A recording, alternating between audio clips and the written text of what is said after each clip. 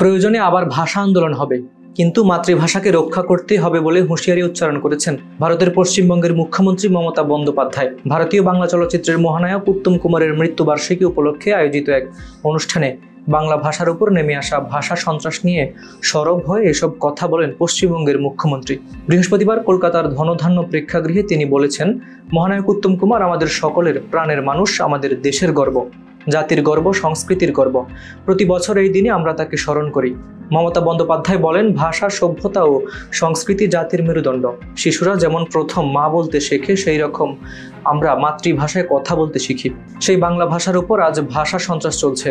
বাংলা ভাষায় যারা কথা বলেন তাদের উপর অত্যাচার চলছে। আর একটা ভাষা আন্দোলন চাই, সমাজকে জাগ্রত করতে হবে। মুখ্যমন্ত্রী জানান, সংখ্যার নিরিখে বাংলা ভাষায় সারা পৃথিবীর ৫ম স্থানে রয়েছে, এশিয়ায় ২য় স্থানে। বিশ্বে প্রায় ৩০ কোটি লোক এই ভাষায় কথা বলেন, অথচ এই ভাষায় কথা বলার জন্য জেলে যেতে হচ্ছে। বাংলা ভাষায় কথা বললেই তাকে দেশান্তরী হতে হচ্ছে। তিনি বাংলা চলচ্চিত্র ও গানের পাশে দাঁড়ানোর বার্তাও দেন।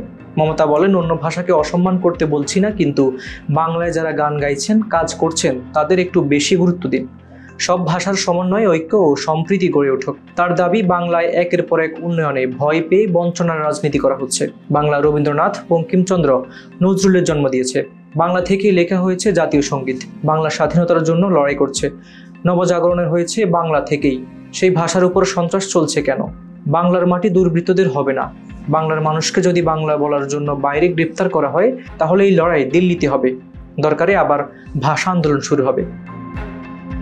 মুকিতুর রহমানের রিপোর্টে হাবিবুর রহমান নিশান, খবর সংযোগ।